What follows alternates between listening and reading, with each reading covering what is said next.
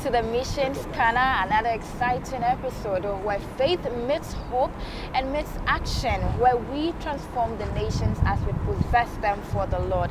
My name is Asamoah, and on this episode of Mission Scanner, we get to speak to Pastor Emmanuel Asamoah, Gyan, who is currently at Barbados, but of course is the regional missions coordinator for the Caribbean bloc. And he's going to be telling us all about what he's been doing in Barbados and of course what we should be expecting from the Caribbean bloc as well. So stay tuned and enjoy this particular episode. All right, Pastor, you're welcome on the Mission Scanner. Thank you. I hope you're good though. I'm okay, enjoying. So we often hear people say once they're being transferred to the mission field, they're wondering what is going to happen over there. What was your reaction when you were called for the mission field? I was a little skeptical. Can God use me? Because it was a fresh field. Going to start the church afresh was something that I could not just fathom. But God is faithful and He's a covenant-keeping God. That is what I've learned over the last 2 years on the field. It's been 2 years already. It's 2 years. Wow. So let's start from year one. What has been happening in Barbados right from year one?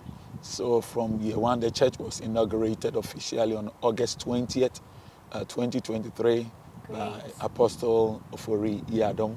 And we had a few Ghanaians in Barbados. So we decided to start with them.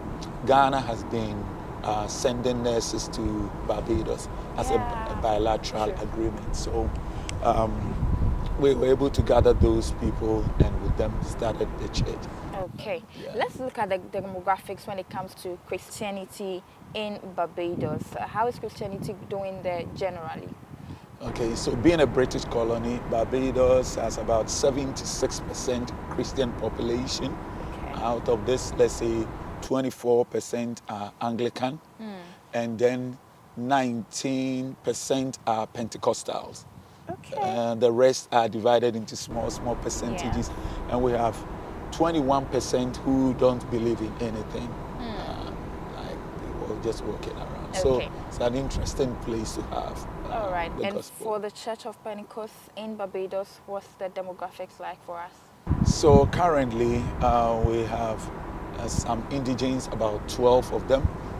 We also have some Ghanaian nurses, and we also have some other nationals from the islands that join us to fellowships. So on the average, every Sunday, we have about 60 to 70 people coming to church to worship.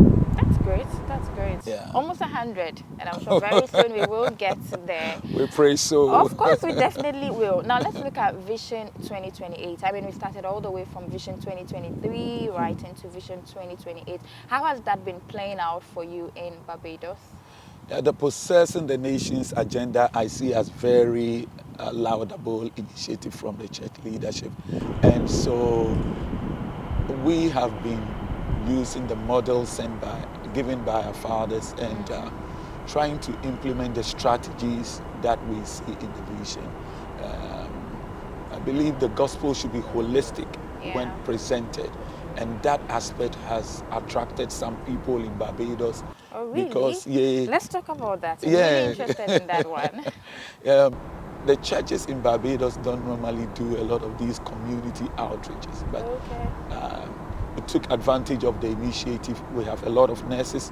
We do a lot of medical free outreach. Oh, great. We also do beach cleanup. We do community cleanup. Barbados is having issues with seaweeds. They call them sargassum, and they sometimes prevent tourists from enjoying the beaches. So as our way of being responsible sons of creation, we take care of the beach, we take care of the community, and that excites a lot of people because it's not common to see a church doing that. Yes, I mean, but how is sanitation like in Barbados for them to be excited about the simple act of just cleaning up the place? Sanitation Barbados is very clean because their main source of income is tourism. Yes. But the beach is one issue. When these seaweeds come, sometimes a little help from non-governmental organizations and charities can be of a help. And so that is where we saw the need to contribute our quota as part of possessing the nations.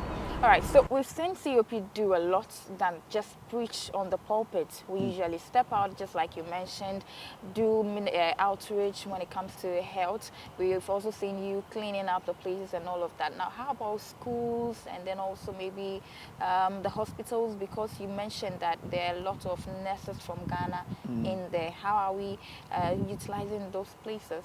So we also do school evangelism. In Barbados, there is a government policy that allows inter-school Christian fellowship for every school. So we've taken advantage of some schools and have been to the administration. They've given us permission. So every Thursday, I go to preach to the students. We have also started PENSA in American University of Barbados. Wow. And God willing, we'll be starting PENSA in Ross Medical School. Let's talk about PENSA. We all have PENSA when we're all in school. So how did PENSA start? You have a coordinator over there who is helping you out, or you always go there almost every Thursday? So you see, whenever God sends people, he gives them helpers. Exactly. So he brought me one medical school student from Ukraine as a result of the war. And she started drawing his friends to the church. And so we started PENSA for them, and gradually it's growing. And we also have a lot of Ghanaians who are American Ghanaians who are coming to Barbados for medical school. And they have also shown interest because they belong to the Church of Pentecost. Wow, wow, you're doing an amazing job over there. Now, with regards to the indigents, I mean, we see that you keep saying that a lot of the Ghanaians who came into Barbados, but how about the indigents? How are we getting the gospel to them? Okay, so the kind of Christianity we normally subscribe to in Africa has a different tone in the Caribbean. And so we're using the wisdom God has given to us to attract. So far we have about 12 of them that are very committed. They come to church. Some of them are trustees that help us to get our documentation. And one of the things we've done is create a group for them where they can be discipled and also be taught the COP brand so that they can carry the mantle to the next generation, because Barbados has a gap of young people from about 20 to 30 years that have not been to church. Wow. Yeah, and that is a huge issue, creating social challenges in the nation. And we believe these people, when discipled, can carry that mantle and touch to their brothers and siblings and friends. Take me through a typical day where the church in Barbados decides to go out there and evangelize. Take me through a typical day, how it's like, and how the people receive the message. Yeah, so like on June 28th and 27th, 2025, we went to one of the parishes, St. Andrew. We did a lot of publicity, put mails, like tracts in the mail.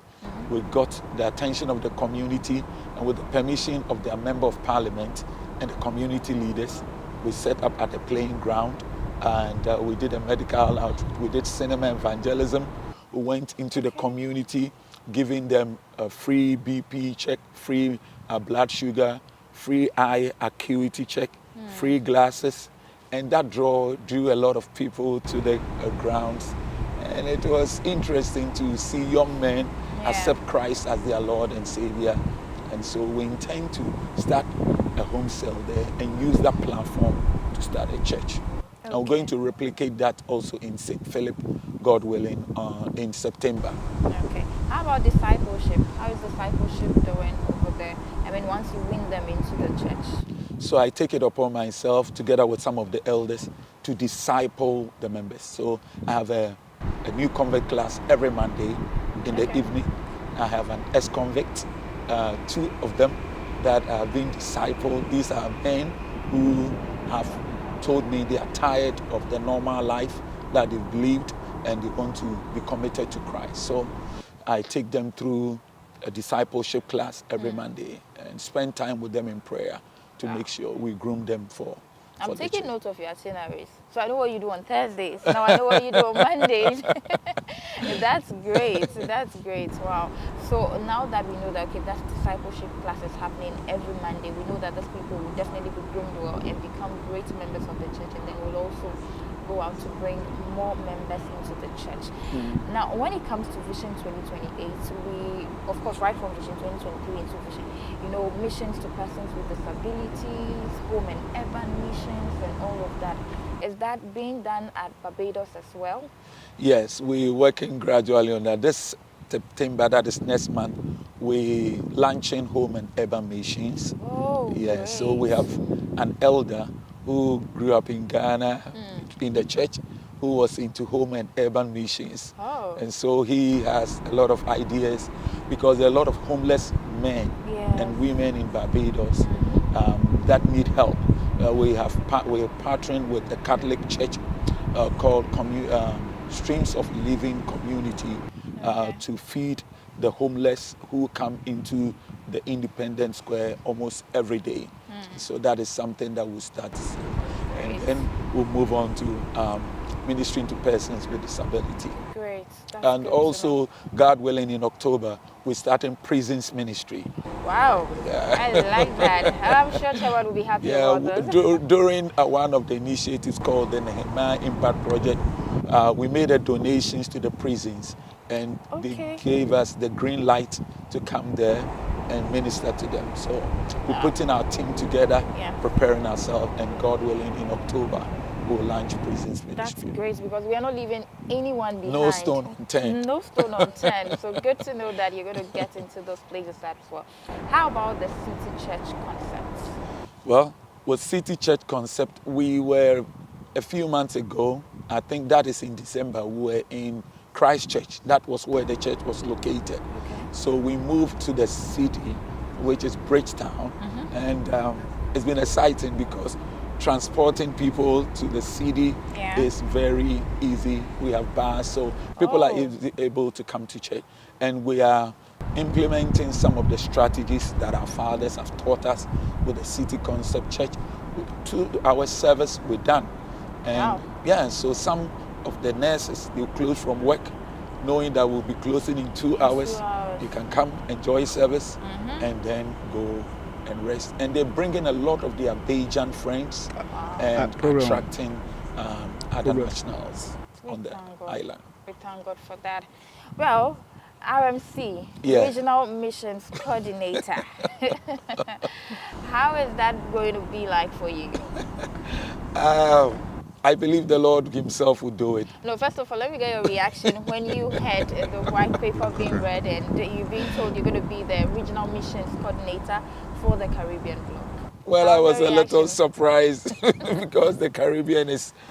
So with my assignment, I have 22 countries, which are very important to reach out to with the COP brand.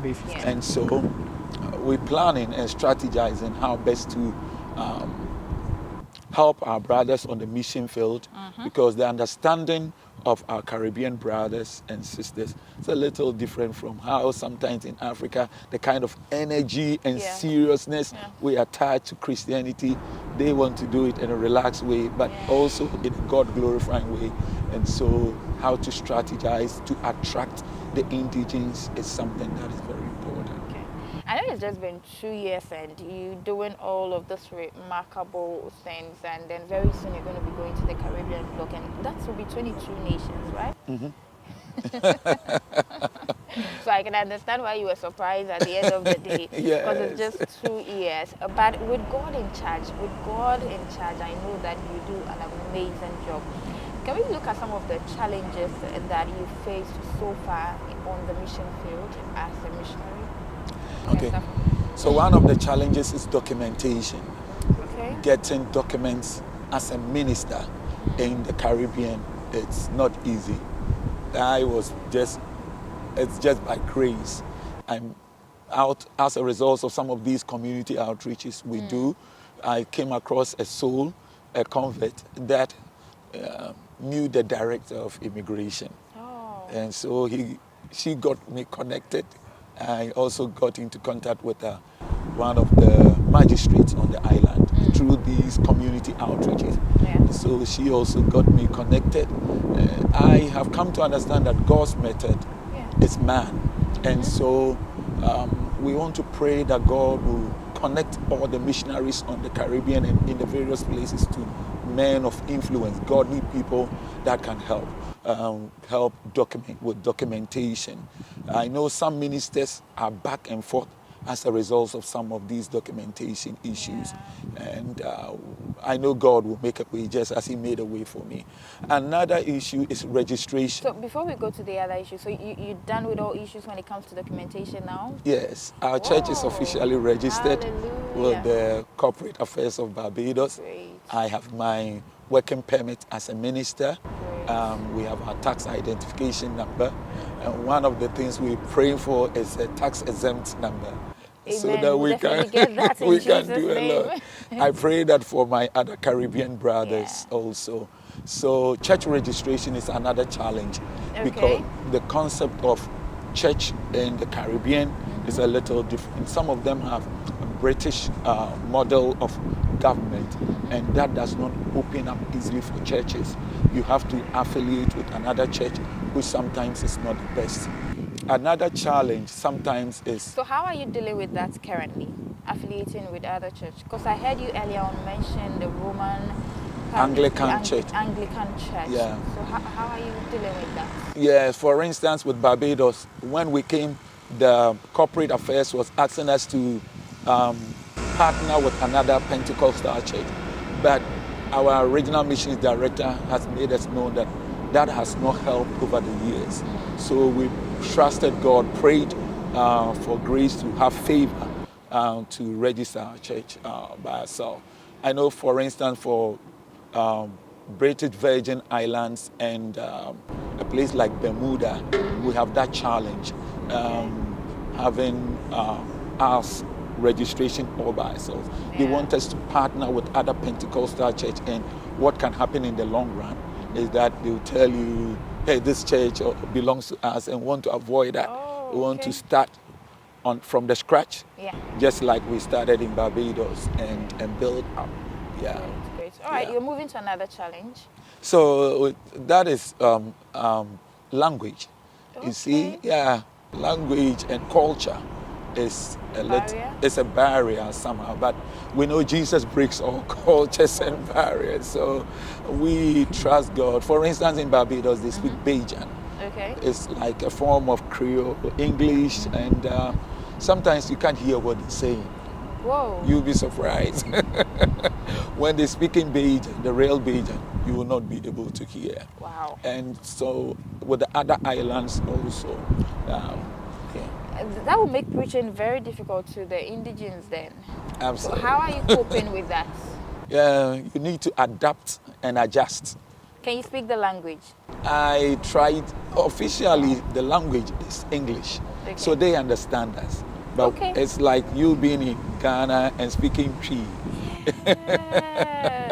So we can speak even the English. Twi variations, some people don't understand. So of course they understand when you speak the English and when you preach to them. However, if they want to reply, that's where the challenge is. I remember a scenario. Share with me, a convert came to church, was speaking this Bajan, and I couldn't hear anything. I was yearning to understand what he's saying and respond, but it wasn't just coming through. So meaning the English is difficult for them to speak?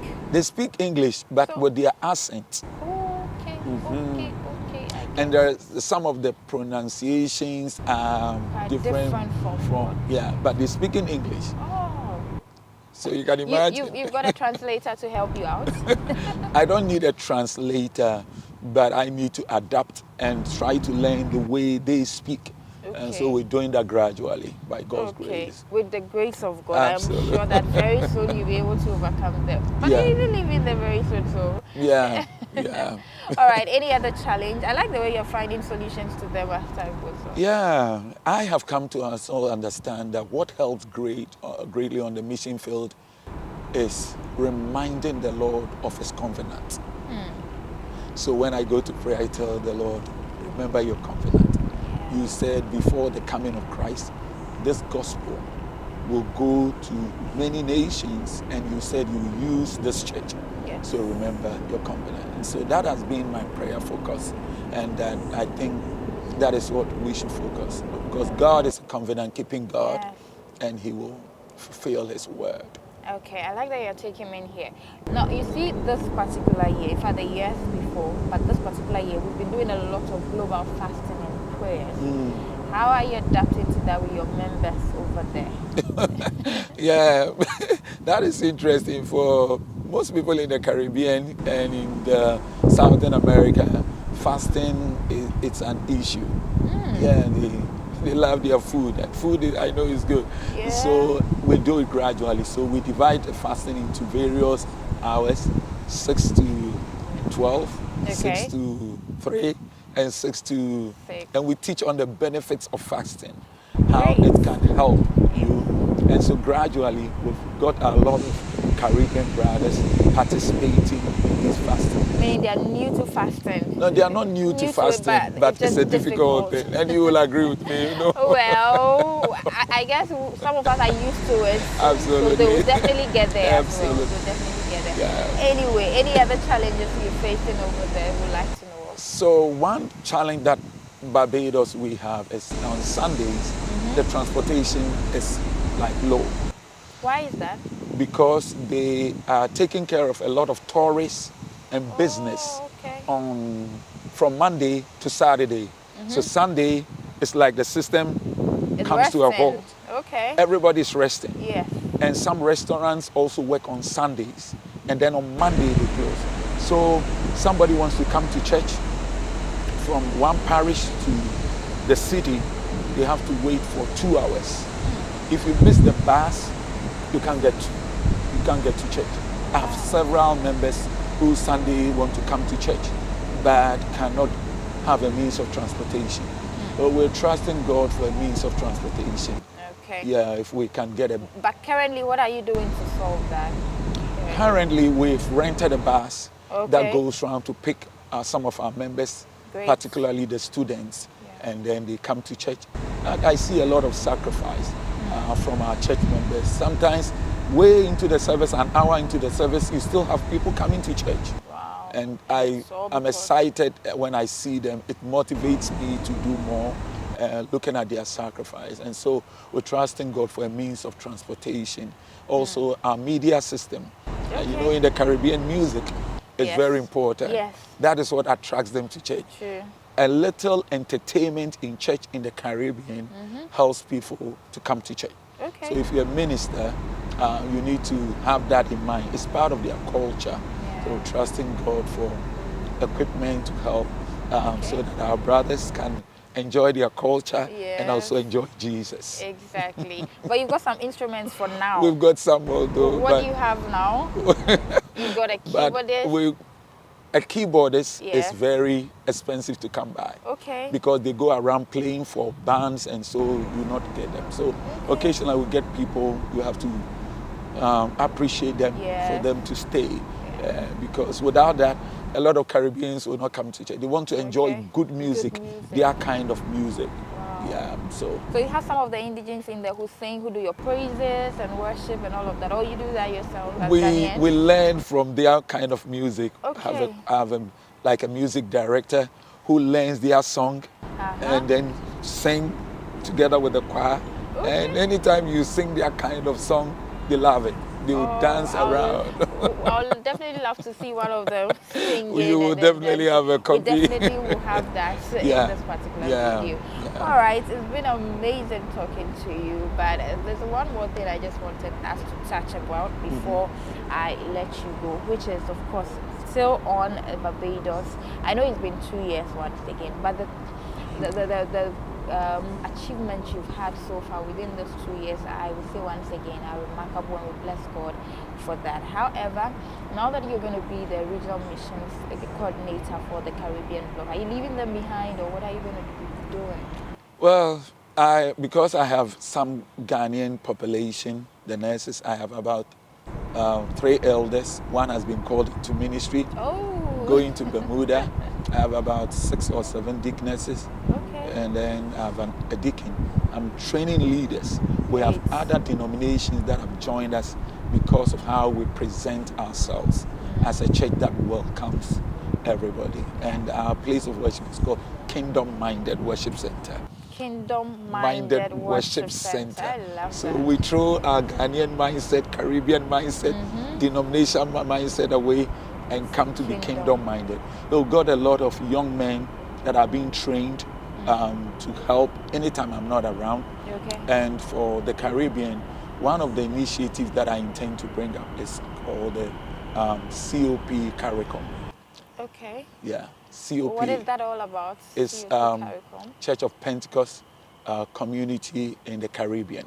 Okay. Where we would be able to support each other with prayer, with initiatives, and be traveling to the various parts of the islands among ourselves to help our brothers who need some support.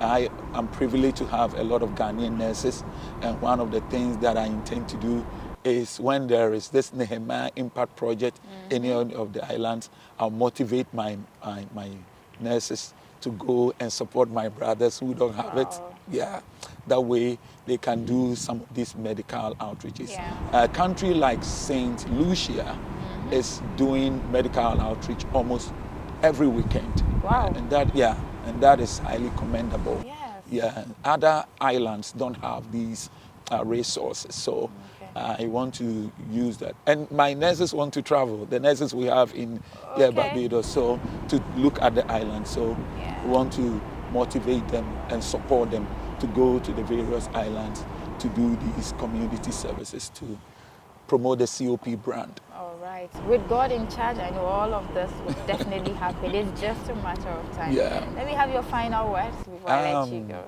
So I want to say to my brothers in the Caribbean that God is faithful, and He who has called you to the mission field is a covenant keeping God. You need to only remind Him of His covenant and keep on trusting Him. For the International Missions Directorate, we want to request that you keep on praying for us regarding documentation, church registration, and sometimes a support with transportation would be helpful. We also see some of our brothers in the United States visiting us occasionally to see the island and coming to church on Sunday to motivate us. And I think that is a remarkable idea.